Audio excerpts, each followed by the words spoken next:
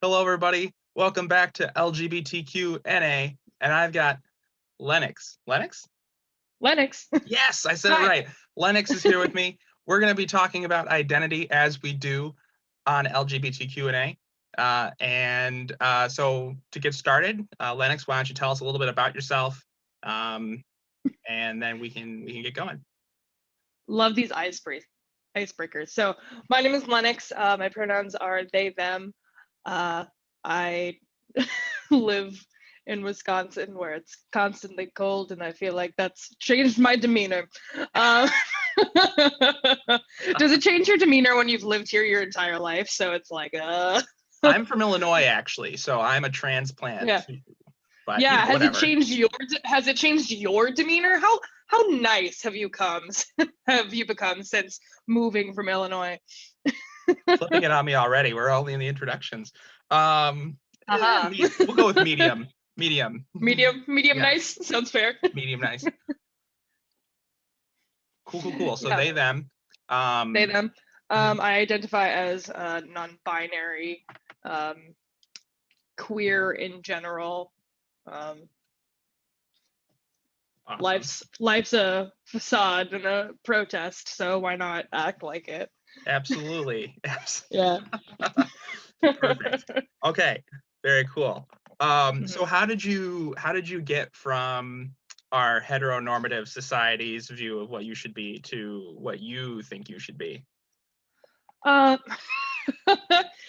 like, I don't know if this is like every like city queers thing, but I was ignored a lot as a child, and so I ended up like chilling on the internet a lot Sure. because that was kind of what was made available to me and what was told to me was okay to do, Sure. because my family dynamics are messed up. Mhm. But basically I started being on the internet around like fifth grade, so around like 2005-ish, and it's just been downhill from there. But that's sort of the way that I started seeing new things outside of the perspective of my parents or outside of what I was learning in school. Mhm. Um, so a lot of the media that I consumed, and we should read media that I consumed as anime. Um, you know how there, yeah, you know how there is like that whole thing. Like I think I just saw TikTok about this actually, but you know how there's that whole thing where like there's ships and like All too you well. get you get really intense about your homo ships, and you're like, oh my god, they'd be so perfect together if you would just read between the lines, and I love them so much. I know exactly what you talk about. Yeah. So it's like that's sort of like the thing that I sort of first started seeing as a kid, being Sure. like so touch starved and being like, oh, this is taboo and interesting, and it's part of my internet life that I don't have to share with my parents. And so like that sort of created that sort of ideal, and then it sort of grew from there of me being like, oh yeah, I sort of am agreeing with how we're describing this area of sexuality. I'm starting to agree with like this new information that's being dropped in my lap. Like all this stuff sort of just starts coming at you through different waves of media. Like I was a big Tumblr kid There you before go. Yep. college, during college. Like the whole finding your community thing was a big deal for me on the internet. And so it at least showed me that there were more people like me out there. And I Right. didn't have to just like look at my high school and like the uh, LGBTQ like alliance that we had and all that Right. shit. Sorry, I shouldn't swear. I shouldn't swear. I'm too bad at No, it's swearing. totally cool. All right, cool. If I'm it's beyond cool, I'm beyond then that. I'll cool. I'm gonna like drop a couple F bombs at some point then, Okay, because I have yeah, no if someone filter. reports my video, then Sorry. I'll just fix it. I'll do my best to rein it in, but me as a person, I just have very little filter sometimes. You have to be authentic. This is a show about identity. Yeah, this is true. Mhm. Um, yeah, so we always had like that kind of like organized stuff, which for me as a kid was not my vibe, because I Right. was just kind of like, I know what I am. I don't feel like I have to like spread it out there. Right. Um, but now I feel like it's sort of transitioned into the idea of, which is also a reason why I was excited to do this with you, because when I started seeing that you were doing these things, I was like, ooh, that looks fun. Maybe one day I'll be on that. That'll be cool. And here you are. And here we are. Yeah, and so like I've sort of taken on this personal mantle of trying to be so authentically myself that should some like kids see me on the street and feel the same way that I did when I was that age and look at me and say, oh, they look pretty cool, like they're doing their stuff, that's the way that I want to live. Right. Like that's the type of person I want to be for the younger generation. Especially like this is also a thing. Welcome to Lennox rambles on queer theory and whatever. That's But half of what the show is. So you do. yeah, basically. And this tangent goes along to like this is also a thing that I love about the internet is that you can find series of like older queers like talking about their life experience, and so I sort of stumbled across this YouTube series called The Old Gays Do Things. It used to be on the channel, like it's okay, so the channel used to be called Into More, but now it's just officially the Grinder YouTube channel, uh, which is hilarious because like they do all kinds of shit, but like a lot of the things that they talk about with these guys, because there are like four of them and they're like all from different places in life, but their main thing is that they are all old. Right. And you don't see that a lot, especially in like gay men. You don't see gay men that old. And right. I find these videos to be such a gift because like that's the whole thing with AIDS and everything that's happened to us in the past is a culture. We don't have our elders here to like show us right. how we can be better people within our community and how to like help each other and carry each other in that way. Right. So I find it always really awesome to see older queers talking about their life experience because it reminds me of who I want to be eventually. So right. that's The flagship of your identity. Yeah, the flagship of my identity is just being as cool as possible so the children will also think I'm cool. Yeah. So what you're saying is that you're the one making the LGBTQ agenda, and it's to convert other small children to be like you. You might say that.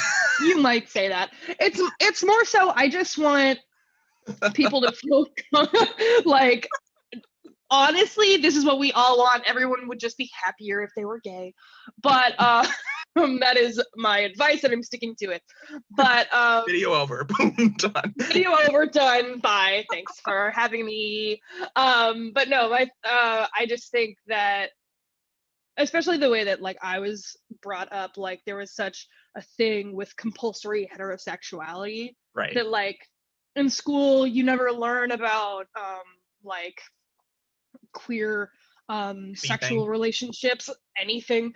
Like you don't learn that these things are okay, and the main reason why we start thinking they're not okay is that they're not commonly talked about and they're not commonly taught about, and we hide things away within history and with translations because everyone's too afraid to be like, oh yes, people were gay in the past. So no, it's not true. This came about in the 90s. No, no. We only really started seeing the gays in the 90s. Yeah.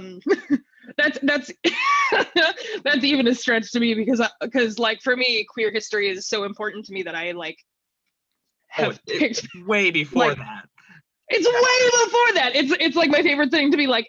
I actually just recently I was in the car with my mom, and we were doing this thing where I was reading aloud to her because we were on a road trip. Sure. And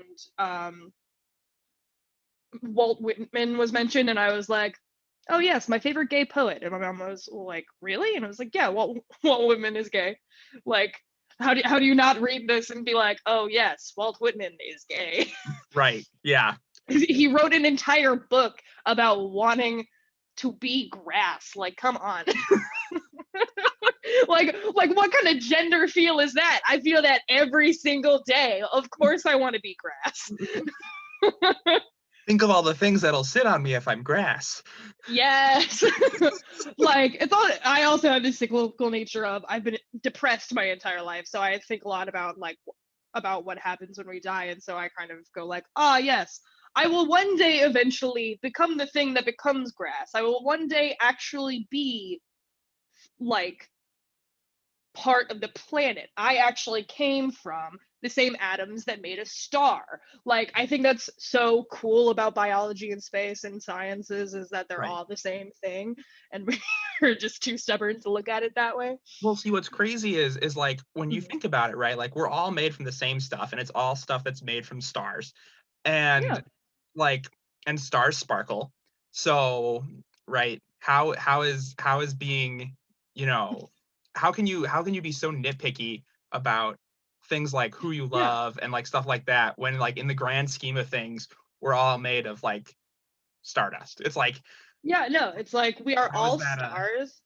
It's like, I just think it's a beautiful way of like thinking about yourself. And that's sort of a thing that I try to do as well, is that I know that I'm spiraling into depression sometimes and I have to be like, yo, it's okay. Like everybody is in the same place, has been in the same place. You're just an amorphous blob in a skin suit. Like it doesn't really matter. Like Yep. I honestly go a lot of my day just being like, I'm bones. Mm-hmm. Bones is what I will become. Mm-hmm. I don't want you to look at me like I'm anything but bones. Cool. Have a great day. Which is like hard working in restaurants because everyone's like, ma'am, hello, can I have a thing? I need a waitress. And I'm like, can we just call everybody servers? Like Right. so much of our language is just so gendered. And I'm like, there are other words that we can use if you would just make them better to use. Have you ever like called out someone at your job who have been particularly pronoun aggressive with you? I mean, yes, I have. I have in multiple situations. Because I came out, luckily when I came out, the job that I was at that point, who had known me before that point, they were all pretty supportive for the most part. A lot of them still didn't get the whole like pronouns thing, but when I changed my name, like because it like this was such an affirming moment because I had been so nervous about it of like coming out to my work family. And I asked the manager on at the time to change my name in the system because it would make me more comfortable. And she was like, yeah, sure. And so I rang something in, and because it was like the server station was like right here and the kitchen was right behind us, and it was an open kitchen so you could see into it because pizza. Right. I sent something back and they were like, who's Lennox? Who's Lennox? And my manager just like, I was like, hi, it's me. And they all just moved on with their day. And it was like the best thing. And I was like, cool, I love these guys. It's so good. Wasn't a But thing. I had, yeah, but like there are work conditions where like people are bad at it. Like now because I'm more comfortable with it, I do actively put my pronouns on my job applications or when I'm like filling in forms for stuff because they specifically ask you like, what's your gender? Yeah, that's the Like, thing now. what's your pronouns? They're like, we want to know, but they aren't actually going to read it Right. and like pick it up. And that's usually the problem that I find that I have because um, I was working at a restaurant last year, not to be named, but they were known for beer. So take of that as you will. Uh, It's beer and Wisconsin though, cat. so that's so many. But it's not based in Wisconsin. So Okay, that well that also gives narrows you it another down. clue. Doesn't really matter. I have issues with this job. But basically they asked for my pronouns and I constantly had to be like telling people, especially because it had such a large group of people who are working there that Right. like I constantly had to be like, those aren't my pronouns. You know, those aren't my pronouns. Can you please just respect the fact that these aren't my pronouns and you should be using the correct pronouns, please? And it was nice because I did pick up a few like if we had been working in a smaller space at a smaller job, I think we would maybe be better friends, because that's kind of how I pick up my queer people, is that I find them at work and I'm like, hello, yes, I want to keep you in my life. You Mhm. get to live here and you get to stay in my phone. What's up? Um, Right. yeah, so like I have like a couple of queer people at that job who really like helped stick up for me and stuff. One of them actually lives next door to me and we're still very good friends. Hi, Kira. Um, but Friendship. and they are also gender non-specific, non-binary, and so like that's been a really nice homey art thing that we have going together. They're actually part of my COVID crew and I haven't seen them in a very long time. I should check in on them. But um yeah, so like you have that kind of stuff. And then at the job that I'm currently at, like I was being really aggressive about it at the beginning, because I was just like, I'm not gonna put up with this right now. Like Right. I came out of this job in the middle of quarantine because I had to go back to work because I don't have any money. Right. and and I was being Or denied unemployment. And it was like a whole fucking thing. Sorry if no words. Beep. But so I came into this job and I was like really aggressive about it, to the point where I was like writing notes on the 86 board. I was like, Lennox's pronouns are they, them. And like it would stay up for a while and then somebody would erase it. And I would be like, was this a hate crime or did you just erase it because it's not pertinent to us actually doing the job? But like everybody there is like really cool. And for the most part, they are really supportive. I don't want to, I always hate saying that people are like supportive of my identity, because it's like, what else can you be? well, Like, it's like the most surface level yeah, of support. Because it's like, good for you. right, because like Mhm, they could 100% think that what you know your thing is mhm. absolute trash, but they're willing to just say Yeah, it at work, and then at home they're yeah, like, let me tell you what Lennox did today. yeah, no. Oh my gosh. And like, there's like actually a small portion of people at my job who actually know my dead name, because somebody that I knew like elementary school through high school Gotcha. knew we went to school together. Apparently she had worked there before, which I didn't know about. And Aha. she saw me working there one day and she was like, oh, isn't that dead name? And they were like, I have no fucking clue what you're talking about. So it was like that. And I was like, all right, cool, y'all know it now. And I guess I'm going to be chill about it, because I normally wouldn't even volunteer this information. Like people ask me when they see my dead name, because I still haven't gotten it legally Legally changed because of changed, my right? name.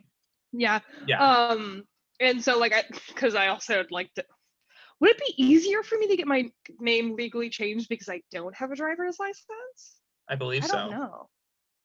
Maybe. I should, But you I, know what I though? don't So knowing someone who's gone through that before, know. Mhm. you have to like set a court date and like go in front of a judge, Yeah. and then you have to like when my Mhm. friend did it, she had to like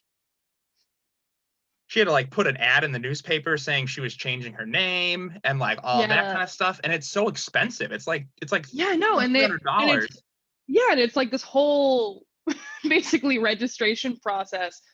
And it feels so predatory to me as well, because like we're usually the people who are so actively queer in themselves are usually the poorer people, Oh, because absolutely. like when you're down there you really have nothing else left to lose. You might as well just make yourself happy. Who cares? Right. And so doing the name change and doing all of that, it's such an intense paywall to constantly have to fight through to be able to do it. Right.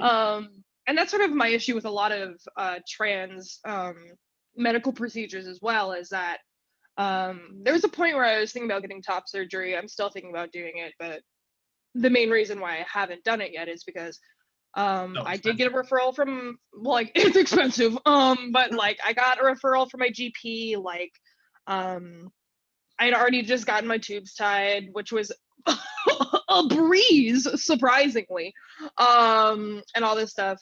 And I went to the surgeon and he was like, yo, okay, like I'm super willing to do this. It's just that to cover my own ass, I need you to go see a therapist to make Right. sure that you already know the thing about yourself that you are telling me that you already know. Right. And it ties back into the idea that we held for so long as a culture that being queer is a mental illness. Right. And it's like, I may be mentally ill, but me being gay is not part of it. Right. Right. Yeah. I mean, Yeah. like, I will happily go to see a therapist about my crippling depression. Yeah, it's like I'll happily talk to a therapist about my constant need to please people, but like I don't need to go to a therapist to be like, "Hi, my name is Lennox. My pronouns are they them, and I don't want my titties anymore." Like, thanks. Right. Yeah. Please sign this paper for me, please. Please sign this paper for me. I don't actually want to talk to you about this. But yeah, but like we Pretty make set it on so it. hard. Yeah, it's like we make it so hard for people to actually just choose to be who they want to be or who they know that they are. Right. That I just find it so frustrating, which is sort of why I come to the idea of like using my own body and my own voice as a protest just in general of life. Because how else are people supposed to change their minds and see the world for the horrifically colorful place it can be if we don't put ourselves out there to make that happen? And so it like this is a thing that I think about a lot and I have a lot I have a lot of anxiety about because personally I don't think I've ever specifically noticed myself being like bullied actively in front of myself for being queer or Right. like feeling like I'm being threatened in my life because I'm queer. And that's probably because I'm look at me, I'm very cis passing, at least in my brain. I'm like, I'm very cis passing. I'm like, You are. You're welcome, I, cool, I guess. Like, but I sort of have like it's this weird thing where I had this insecurity about the fact that like I haven't been oppressed because I'm gay, but Right. like Almost like it's not imposter syndrome. it's not a suffering contest. Like Right. why am I so concerned about it? Because at least then I know that I've had this privilege of I can take the good vibes that I've always had as being a queer and how affirming it's been for me to find myself through the years. Because I don't think I'm done cooking. I think probably in like 5 years something else will be going on and who knows what that's going to be. And so that will be me then, and this is me now, and me talking now about being non-binary is completely different as in comparison to the weird space gender we're gonna have in like 5 years. Hey, in 5 years, I'll message you again and we'll do this all over again. Yeah, and I'll just be like, hey, welcome to my new weird space gender. My new pronouns are easier. Those aren't even like weird. Those aren't even like weird pronouns. Like there's some like wild pronouns out there that I don't even know how to like pronounce. And I'm like, good for you. I'm like, good for you. I'm glad that you're finding this thing that makes you happy. Because like that's also the thing is that in a lot of subcultures in general, like not that being queer is a subculture, it's just being a person, but the way that we commune around it does sort of come down as a subculture in some ways. Right.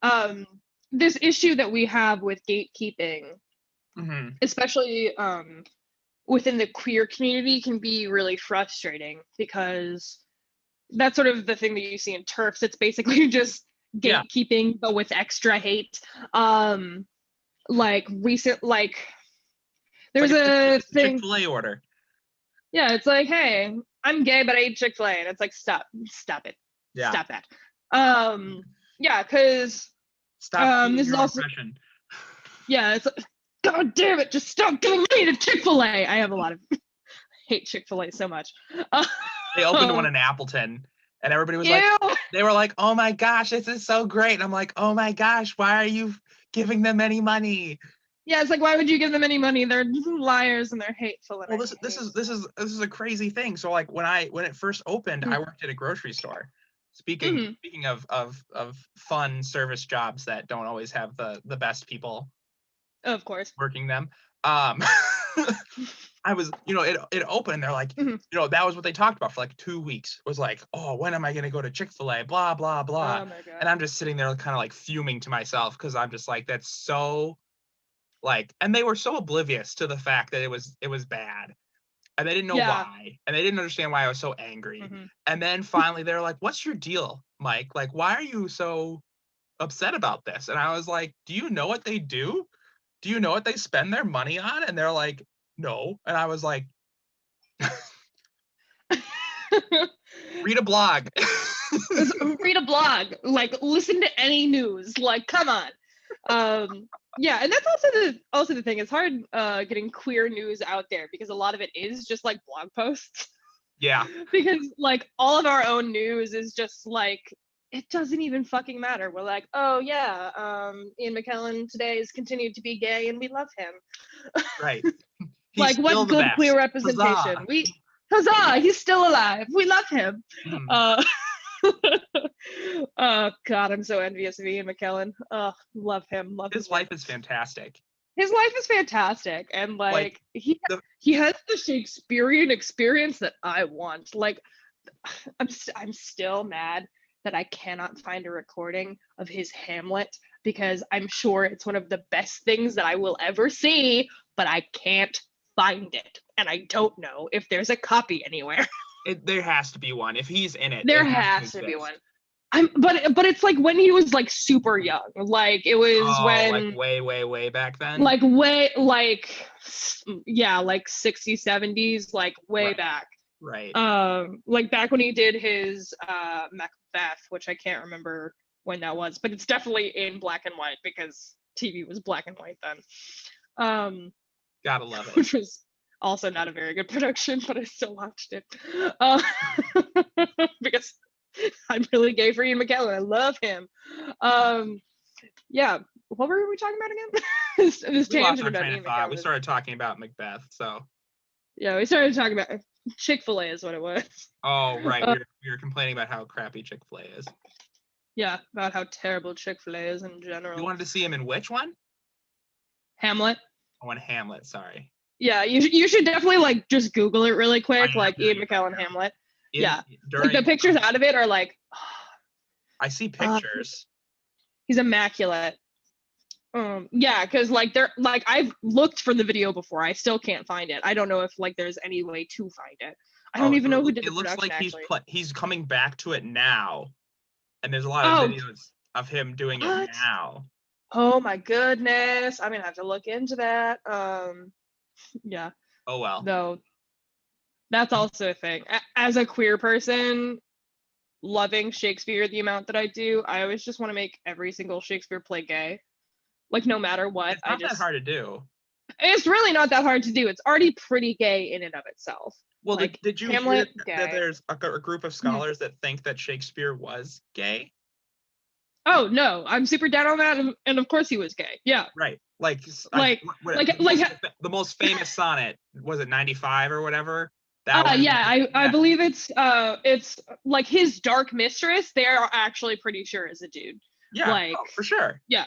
Yeah. And like, and I'm just like, with Shakespeare, it's like not even a question because I'm like, have you ever seen any pair of Sebastian and Antonio that aren't really heckin' gay?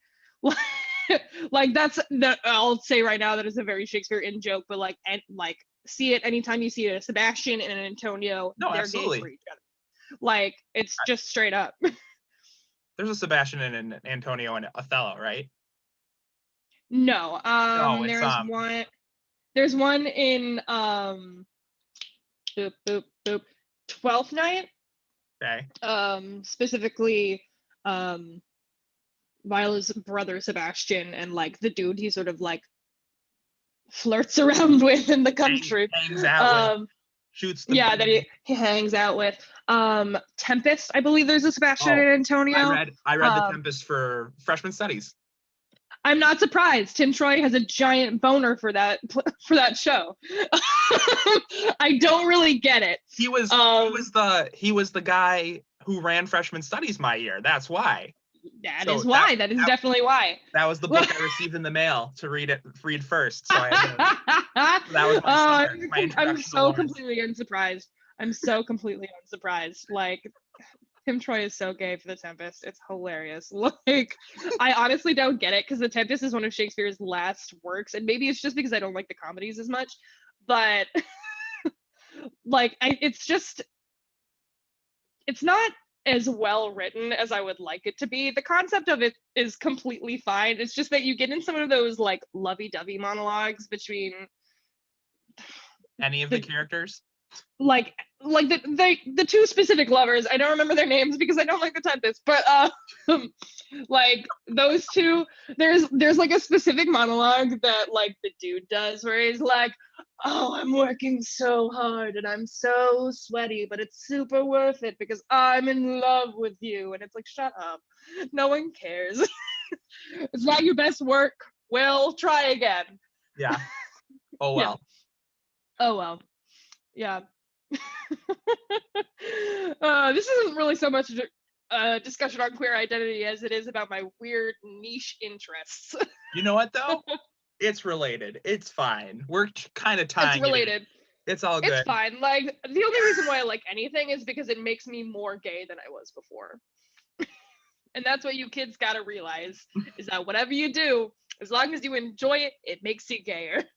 That's true. It is. That's true. Whatever you're doing, if you are Yeah. gay and you're doing it, then it's gay. Then it's gay. It's done. Congrats. Like, no matter what, you can tell anybody that. That's your gay agenda. All we need now is an all gay football team, and we can drive half of America crazy. Oh please, that'd be so amazing. It'd be like the homoerotic volleyball montage from Top Gun, but like football all the time. Football all the time. Beautiful. Yeah. Okay, I want to circle actually back around to something. Yeah, no. At the very beginning, the very yes, beginning. let's come back. So you said that you started kind of getting the whole like vibe that you were queer when you were young on the internet, looking at ships and whatnot. I'm assuming you still do that. Not as much as I used to, but like I do still have a couple here and there that I think about sometimes.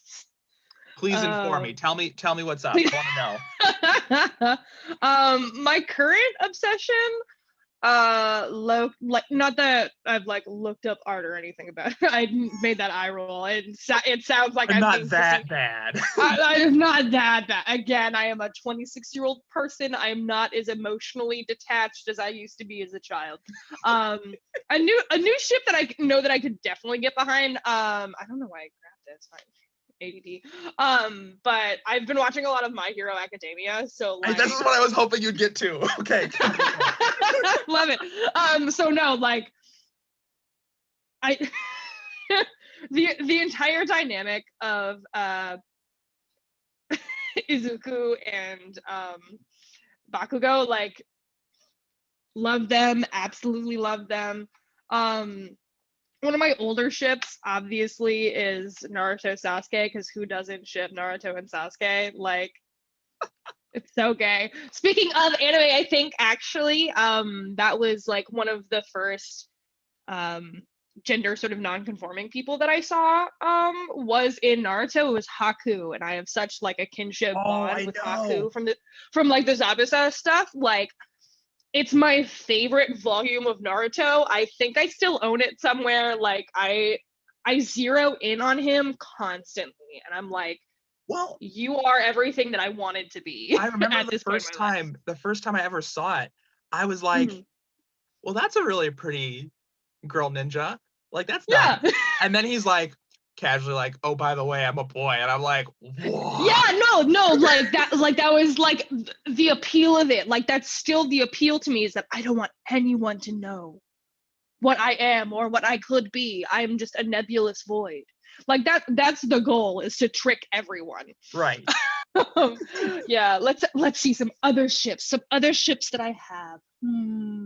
Oh, this is the super obvious gay one, but Neptune and Uranus from Sailor Moon, obviously, because they're already gay. Yeah. Like, already gay, already love them. I was always just a little bit in love with very specifically Serena, not Usagi, because I did not watch the Japanese version of Sailor Moon. So absolutely in love with her. Like, she was one of my favorite things. She was so pretty. Um, still is so pretty. Not in the remake. I don't like the art style of the remake. Like, Right. it's obviously thematically better than the original because they're not trying to be gross and heterosexual about it. But yeah, it's just not for me. What, like, it's been a while since I've had, I'm gonna get this. I think I still have this volume. I'm gonna take you with me, a traveling tour really quick of my library. Do I still have this book somewhere? I'm sure I do, because it was also a very gay one. But there's this manga called W. Juliet. I don't know how many people know about it. I don't know that one now. Okay, I don't know where it is. I definitely have a copy of it somewhere, but or at least the first volume. But W. it's Juliet. basic. W. Juliet. The basic premise is this dude wants to be an actor so badly, Yeah. but his dad, who is the owner of a large company or whatever, they're very rich, as is the most stuff in Japanese and Korean drama, doesn't want his son to be an actor because he wants him to take over the company. And so he gives him an ultimatum of, if you can finish out the rest of your high school as a girl, I will let you be an actor and I will let you go to acting school. So this dude goes to the school and he's a girl and he's really pretty and all this stuff, but then he ends up meeting this girl who everyone confuses as a boy because she keeps her hair really short and she does like kung fu and stuff, and like she's also a really good actor, and so they fall in love because they're actors, and it's like this whole gender flipping thing. Oh my god. And it goes on for so long, and then like the stinger at the end is that some, like, they've grown up and they're adults now and blah blah blah, and they're both working at a theater company together, and somebody's like, it's weird how comfortable they are cross-dressing. And they're just like, haha, whatever, we're gay. Like, it's like, I don't know what, like, I feel like it's an obvious reason why I got really into that as a kid. Yeah. Like, acting, which I'm obsessed with. It has gays, which I'm obsessed with. Well, they're not really gay. It's hard to say that they're gay because they're not technically. I was just gonna say, that's so incredibly Japanese. Yeah, no, it's so incredibly Japanese too, because I think that's also like very much a thing, is that Japanese culture, for being as restrictive and conservative as it is, it's also so incredibly like it's also so incredibly open. Right. Especially in its fiction, that it's like, yeah, of course there are these types of people, and of course these types of things happen. So it sort of opens up this idea of anything can be true, and then you get really squashed down when people are like, actually, you're not allowed to be gay in Japan. You're not allowed to, but we only fetishize gay people in Japan. We'll make sure that every child sees it, though, just in case. Well, yeah, just in case, to make sure that they really know that they are not gay. They really have to know that it's okay, because even though they look heterosexual, they're still heterosexual. That wasn't the sentence that I meant to say, but it was too late for me to go back. You got there, kind of. We got there, kind of. Awesome. Yeah.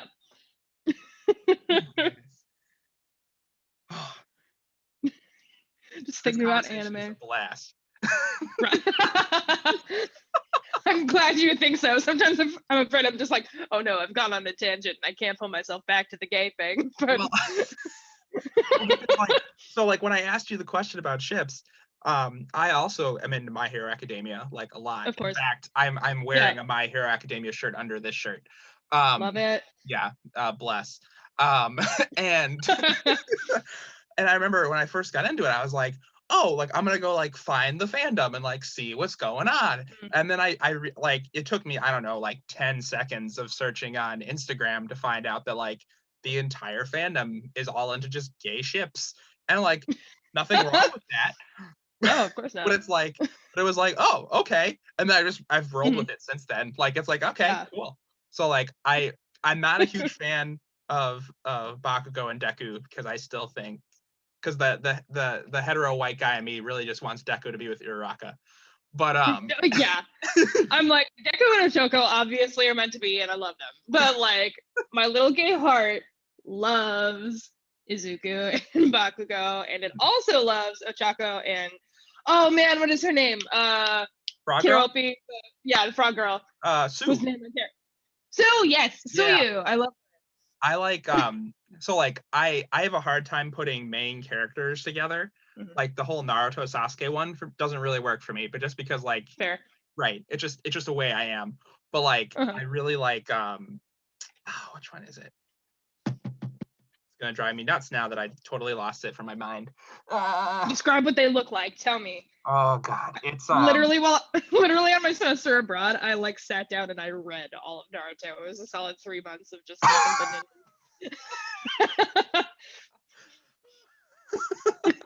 um ninjas. basically like anyone where they take like well actually I think it's funny when they put Rock Lee with people Oh, because he's so androgynous to begin with. So I feel like yeah. so you can put him with anybody. But then No, you. Yeah. oh god. I also get vibes with oh anybody with Orochimaru because he's also that way. I like I can't get behind shipping anyone with Orochimaru because Orochimaru is so obviously a pedophile that Oh, I'm he's just like, awfully oh bad. He's a terrible no, person. he's terrible, terrible, terrible, terrible. And that's sort of a thing going into the queer thing is that personally as a queer creator, eventually once I find my niche or whatever I'm doing with my life. Who knows? I'm so poor right now that all I can think about is surviving, so it doesn't really matter. But like, That's being American, Lennox. you're not wrong. Um, but like seeing stuff where they like conflate homophobia, Pedophilia, sure. homosexuality Right. with pedophilia, it's so frustrating because that's a thing that has been so pervasive Right. throughout all of history, basically, because that is kind of how the Greek system did work, is that Right. like it was all about the power dynamic and like it's not actually gay if you're not the one receiving the dick. Right. Yeah. So it's like Right. this whole man power thing, and so we have this idea that rooted so based in that.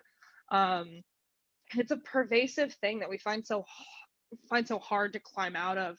I liked it recently, like wait, do you remember like years ago when like pedophiles were like, oh, we have a flag, we're also gay. It's an okay thing to be a pedophile. Do you remember seeing that? Like, I remember being incredibly angry seeing it. Yeah. oh yeah, I remember being really angry about it too. Like, you always have those people who are gonna try and justify the nasty thing that they want to Right. do and claim that it's part of being a larger subculture because then Well, like it could be more acceptable. it's like when those bathroom bills came out where they're like, well, men are just Mhm. gonna go in there and creep on people. And I'm like, you mean like you do, creepy person? Yeah, it's like the thing about it is that you put the worst thing out there because that's the thing that you're most afraid of doing, but it's also the thing that you potentially could do yourself. Right. You're normalizing it so Yeah. that when you do it, it's Yeah, and you're okay. Right. yeah. And it's like you just need to chill out and understand that not everyone is out to get you.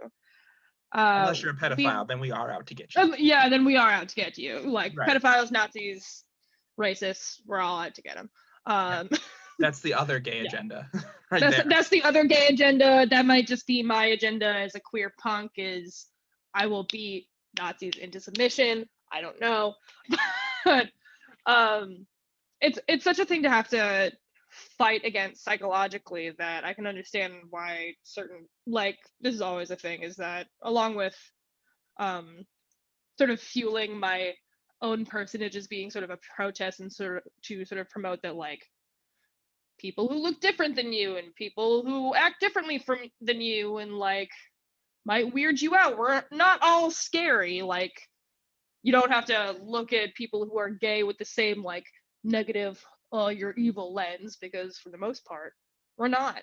You're just Ted Bundy, I fabulous. can't say so much, but Right. you know, we all have our bad apples.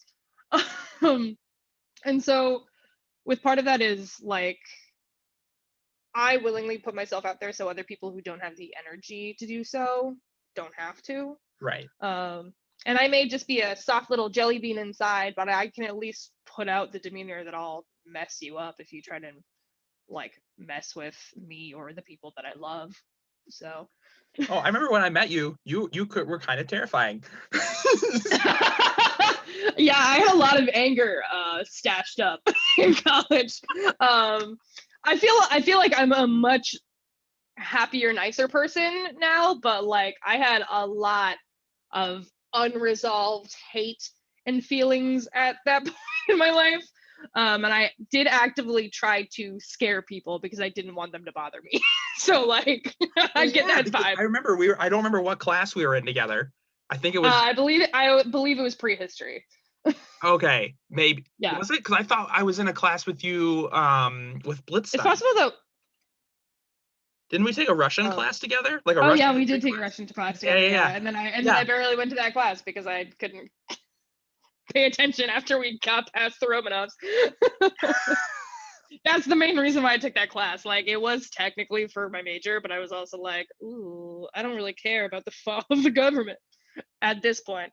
I feel like now I'm much more interested in the fall of the government. Obviously. Have you seen my Facebook posts? Different reasons. Different reasons.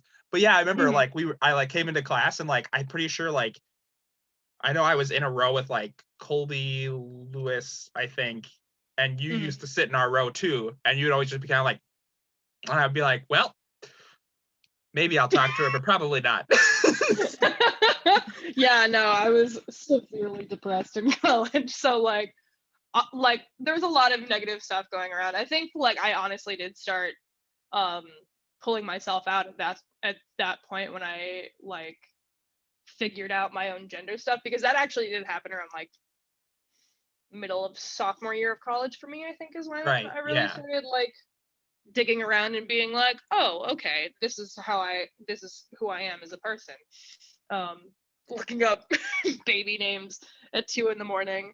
because I'm like, I'll use it in a story, and then I'm like, nope, this is just my name now. Like, that is literally what happened. Everybody's always like, why did you choose the name Lennox? And I was like, I was having an insomnia attack at 2 a.m. on like a Wednesday. I don't know.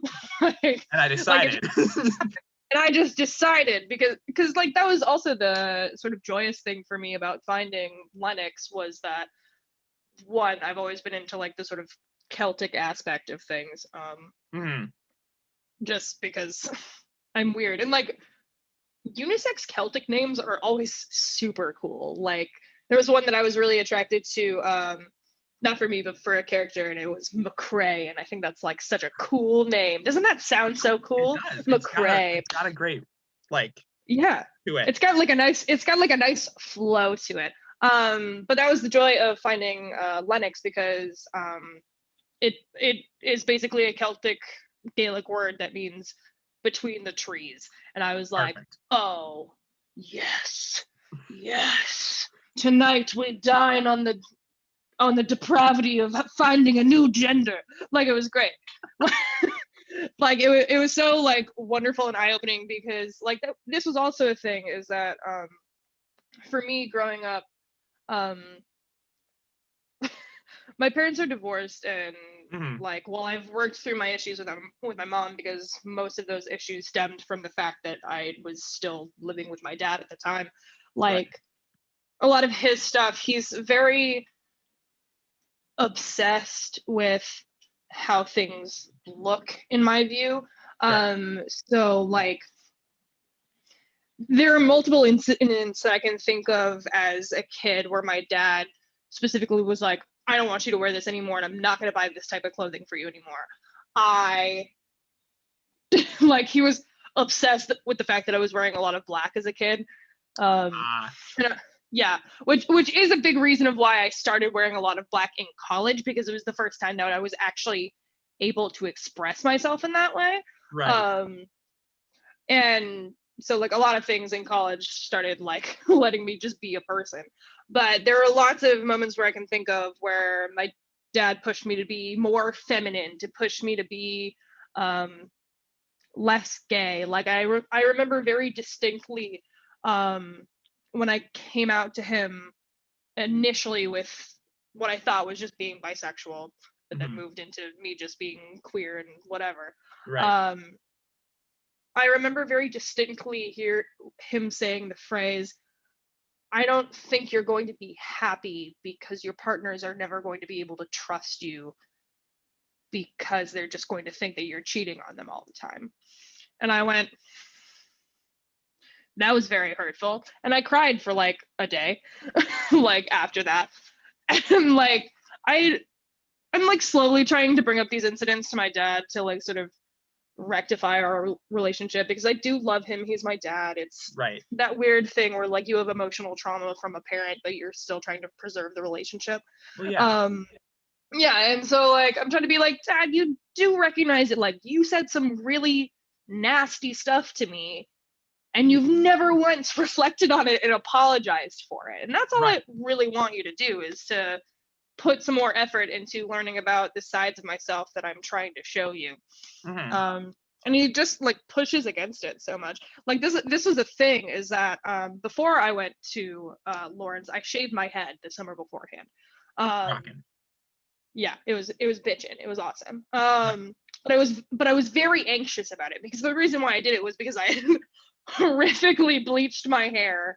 Uh, like at home, it was not a good job. At the time, I was like, yeah, this looks awesome. But like looking back, I'm like, you shouldn't have done that. You made a mistake. Right. Um, but I shaved it all off because it felt like straw. And it was horrible. And I didn't tell my dad. I did tell my mom that I'd been planning on doing it, and my mom was like, I can't stop you. And I was like, thanks for not stopping me. But my dad didn't know until I think this was the same day. Um, he didn't know until it was after a show that I had just done. So we were at Perkins, having just raised hell um, with the cast and being annoying, because theater kids. Right. And he pulled me aside after everybody had left, and he made me sit down with him while he ate. Um, and gave me a lecture about how he was afraid that I wasn't going to be able to make friends in college because people would think that I was a dyke. Which was not exactly his phrasing. His phrasing was, "I'm just afraid that there's going to be this whole Sinead O'Connor thing going on." That's how he decides to describe That's how he described his concern. And my entire thing was like, I'm going to a liberal arts college. Like, I know what I signed up for. Right. And this environment is going to be completely fine with the fact that I shaved my head. It's Right. hair, it Especially if grows you went back. into it with like if you go into Yeah. Lawrence like that, then people just like accept that as normal. So Yeah, then they're if like, you let oh, your hair yo, so grow, you they'll be shave my like, head? why are you doing that? Yeah, no. Like, because it was a whole thing. And so, like, my entire childhood, I was smushed so tightly into a specific box that because I was like trying to please my parents and trying to be like the Right. perfect child. I don't know if any other queer people have like this issue when they're younger where they don't really start finding themselves until after they're out of that situation. Um, and I applaud anybody for doing that. Like, I applaud you for getting out of a nasty situation or out of a negative vibe situation and finding Right. yourself. I'm also so proud of all of like the kids who are taking things on so swiftly because they know what they feel and having to sort of live through that situation until they can get out of it, Right. and feeling like they're living in fear the entire time. And like it it sucks. It really sucks. But like it's really cool once you get out of it and you start being able to breathe as yourself for the first time in a while. Mhm. Like it's really good. Cause I think that's also a thing that really like pumped up my sort of gender awakening, as I sometimes like to call it, is when I really started to like do like body mods and like get tattoos because I don't know. I just like, this is also a thing about my gender. I just personally feel like my body is, if we want to go with the idea of like the temple thing, like your body is a temple, so you should take care of it. I like to think of my body as a horrific art installation where hi babe, where I have to keep my like skin looking nice because it houses everything. So I have all of my cool like tattoos and whatnot. But then the inside is like is like, you know, like the body, the body displays where they like cut it open and you're like, oh God, what's in there? Who knows? One day I'll be preserved as a body to be put in the body museum. That'd be hilarious. What if that actually happened? That'd be so funny. Mom, when I die, let they that could put you happen. next to Walt Disney, right? Oh, I don't want to be anywhere near Walt Disney. What a weirdo. I'm Oh my weird, but God. not that weird. I'm weird, but I'd rather not be like frozen next to Disney weird. Oh goodness. Oh my God. Yes. Yeah. Awesome. Yeah. Cool. Well, what a roller coaster. I don't have anything to ask you because, like you say, you like to talk and you covered it. Yeah, no, like I'll just go on tangents. I wasn't listened to as a child, so I just ramble. Hey, you know what? That's fine. You I know what? was listened to as a child and I ramble as well. You know, that's life. Yeah, right? Yeah. Two different environments, the same issue. The same issue. Same issue of being queer. Yeah. Woo! Cool, cool. Yeah. So, unless you have anything else that you really just want to like shout out to the world. Brush your teeth, do your laundry, make yourself feel good this week because you never know what's going to happen next. Yeah, it's 2021. These are mostly things for me because I have been putting off my laundry for a while. But everyone else should do their laundry too. It's important. Passing it off as life advice. Yeah, passing it off as life advice. I'm also going to call you out on it now because you've done it twice now, but my pronouns are they, them, and I've heard you say her a couple of times. God damn it. We're all learning. We're all learning. That's My the thing about life. No, it's fine. We haven't apologies. spoken face to face in a very long time. This is true. This is very true. Yes. Yes. All right. Yes. We're going to wrap it up. Okay. It's been roughly an hour. It's been roughly an hour. Yep. I have a child to parent. Oh yes. It's a No, school please go night. and do that. So Oh yeah. I gotta go do my things. But it was so awesome talking to you. Thank you for Yeah, it was great talking to you as well. Absolutely. Thanks for making time. Yeah, of course. And yeah, we can do it again if We can things do it change, again. or if they don't, Yeah. or whatever. If we actually want to talk about queer history, I can always prepare a slideshow for you. You know what? I will 100% take you up on that. Hell yeah, I will start doing some research. Sweet, sweet, sweet. All right. Sweet. Stay tuned, because that's going to happen. Bye, friends. All right. See you next time. Yep.